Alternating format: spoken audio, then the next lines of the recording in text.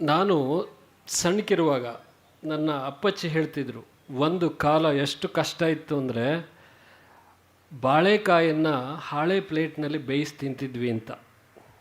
ನಾನು ಎಂಟನೇತಿ ಓದಬೇಕಿದ್ರೆ ನಮ್ಮ ಮನೇಲಿ ಹಿಸ್ಸೆ ಆದಾಗ ಕುಟುಂಬದ ಯಜಮಾನನಾಗಿ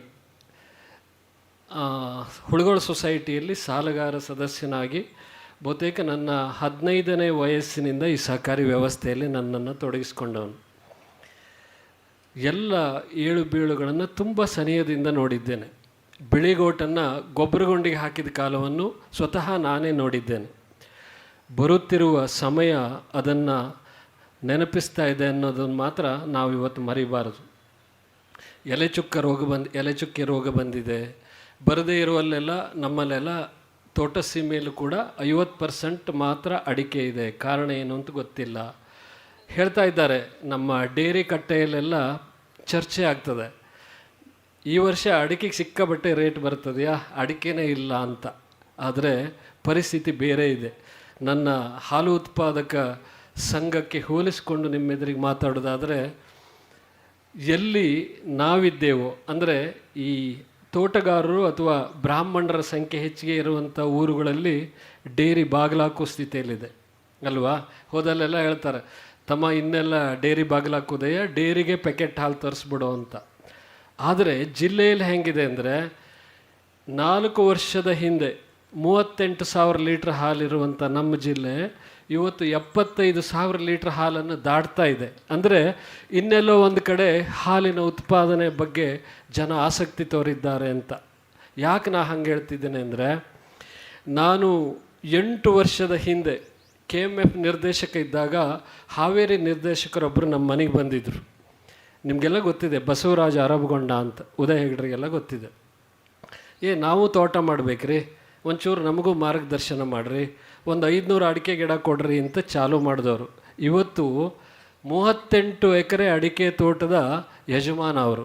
ನಾನು ಇನ್ನೂ 1.5 ತೋಟದಲ್ಲೇ ಯಜಮಾನಿಕೆ ಮಾಡ್ತಾ ಇದ್ದೇನೆ. ಅಂದರೆ ಹೇಗೆ ಇನ್ನೊಂದು ಕಡೆ ಇದು ಬೆಳೀತಾ ಇದೆ ಅನ್ನೋದಕ್ಕೆ ಇದೊಂದು ನಿದರ್ಶನ.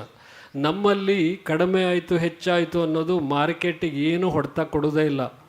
ಅಲ್ಲಿ 100 ಎಕರೆ ಏನು ಬೆಳೀತಿದ್ದಾರಲ್ಲ, ಆ ಅಡಿಕೆ ನಾಳೆ ದಿನದಲ್ಲಿ ಸರಿಯಾಗಿ ಬಂತು ಮಾರ್ಕೆಟಿಗೆ ಅಂದರೆ ಬಿಳಿಗೋಟನ್ನು ಗೊಬ್ಬರಗುಂಡಿ ಹಾಕೋ ಕಾಲ ಬಂದೇ ಬರ್ತದೆ. ಅದಕ್ಕಾಗಿ ನಾನು ತಮ್ಮಲ್ಲಿ ಕಳಕಳಿಯ ವಿನಂತಿ ಮಾಡಿಕೊಳ್ತಾ ಇದ್ದೇನೆ, ವಿಶೇಷವಾಗಿ ತಾಯಂದಿರಲ್ಲಿ ಕಷ್ಟದ ದಿನದ ನಿರೀಕ್ಷೆಯಲ್ಲಿ ನಾವಿರುವಾಗ ಸ್ವಲ್ಪ ಕಂಜೂಷ್ತನವನ್ನು ನೀವೇ ಕಲಿಸ್ಬೇಕು. ನಮಗೆ ವ್ಯವಹಾರದಲ್ಲಿ ಮೊದಲೆಲ್ಲ ಹೇಳ್ತಿದ್ರು, ಹೆಣ್ಣುಮಕ್ಕಳ ಅಡುಗೆ ಮನೆ ಸಾಂಬಾರು ಬಟ್ಲೆ ಕರಡಿಗೆ ಎಲ್ಲಿ ದುಡ್ಡು ಇರ್ತದೆ ಅಂತ. ಅದನ್ನು ಮತ್ತೆ ನೀವು ಚಾಲೂ ಮಾಡಿದ್ರೆ ಮಾತ್ರ ಭವಿಷ್ಯದಲ್ಲಿ ನಾವು ಗಂಡಸರು ಯಜಮಾನಿಕೆ ಮಾಡ್ಕೊಂಡು ಹೋಗ್ಲಿಕ್ಕೆ ಸಾಧ್ಯ ಇದೆ. ಹಾಗಾಗಿ ನಾಳೆಯ ಕಷ್ಟದ ದಿನಗಳನ್ನು ನಿರೀಕ್ಷೆ ಮಾಡೋಣ. ಬರದೇ ಇದ್ದರೆ ಬಹಳ ಚಲೋದು. ಸತ್ಯನಾಥೇಶ್ವರ ಒಳ್ಳೇದು ಮಾಡಿ ಈ ಎಲೆಚುಕ್ಕೆ ರೋಗಕ್ಕೆ ಕೂಡಲೇ ಏನಾದರೂ ಒಂದು ಆಲ್ಟರ್ನೇಟಿವ್ ಪರಿಹಾರ ಕೊಟ್ಟರೆ ನಾವು ಮತ್ತೆ ಟ್ರ್ಯಾಕಿಗೆ ಬರ್ತೇವೆ. ಬಿಂದಾಸ್, ಹ್ಯಾಂಗೆ ಬೇಕಾರೋ ಹಂಗೆ ಬದುಕು ಹೋಗುವ. ಆಗದೇ ಇದ್ದರೆ ಎನ್ನುವ ನಿರೀಕ್ಷೆ ಕೂಡ ನಮ್ಮ ತಲೆಯಲ್ಲಿದ್ದರೆ ಮಾತ್ರ ಖರ್ಚು ಮಾಡುವ 1 ರೂಪಾಯಿ ಕೂಡ ಬೇಕೋ ಬೇಡುವ ಅನ್ನುವ ನಿರ್ಣಯಕ್ಕೆ ನಾವು ಇವತ್ತಿಂದನೇ ಚಾಲೂ ಮಾಡಿದ್ರೆ ಮಾತ್ರ ನಾಳೆ ದಿನವನ್ನು ಎದುರಿಸ್ಲಿಕ್ಕೆ ಸಾಧ್ಯ ಇದೆ. ಯಾಕೆ, ನಾವೆಲ್ಲ ಸಣ್ಣಕಿರುವಾಗ ಕಷ್ಟ ಬಂದರೆ ನಾವು ಬದುಕಿದ್ದೇ ಹಂಗಿತ್ತು. ಒಂದು ಅಂಗಿ ಚಡ್ಡಿಯಲ್ಲಿ ಶಾಲೆ ಕಲ್ತವ್ರು ನಾವು ನಿಮ್ಮಲ್ಲೂ ಭಾಳ ಜನ ಇದ್ದೀರಿ. 2 ಡ್ರೆಸ್ ಇದ್ದರೂ 1 ವರ್ಷ ಬರ್ತಿತ್ತು. ನಮ್ಮ ಮಕ್ಕಳು ಹಾಗಿಲ್ಲ. ಇವತ್ತು ಕಾರ್ಯದ ಮನೆಗೆ ಹೋದ ಡ್ರೆಸ್ಸನ್ನು ನಾಳೆ ಕಾರ್ಯದ ಮನೆಗೆ ಹಾಕೋಗೊಂದು ನಮ್ಮ ಮಕ್ಕಳು ತಯಾರಾಗೋದಿಲ್ಲ. ಇಲ್ಲ ಅಮ್ಮ ಹೊಸ ಅಂಗಿನ ಕೊಡು ಅಂತಾರೆ. ಹಾಗಾಗಿ ಈ ಎತ್ತರಕ್ಕೆ ಏರಿದ ನಾವು ಇಳಿಯುವ ದಿನಗಳನ್ನು ನಿರೀಕ್ಷೆ ಮಾಡ್ತಾ ಈಗಿರುವ ಸ್ಥಿತಿಯನ್ನು ಮ್ಯಾನೇಜ್ ಮಾಡ್ಕೊಂಡು ಹೋಗಬೇಕು ಅಂತಾದರೆ ನೀವೆಲ್ಲ ಒಂದು ಸ್ವಲ್ಪ ಕಂಜೂಷ್ತನ ಮಾಡಿಕೊಂಡ್ರೆ ಮಾತ್ರ ಸಾಧ್ಯ ಇದೆ. ಹಾಗಾಗಿ ಆ ದಿಶೆಯಲ್ಲಿ ನಾವೆಲ್ಲ ಪ್ರಯತ್ನ ಮಾಡೋಣ.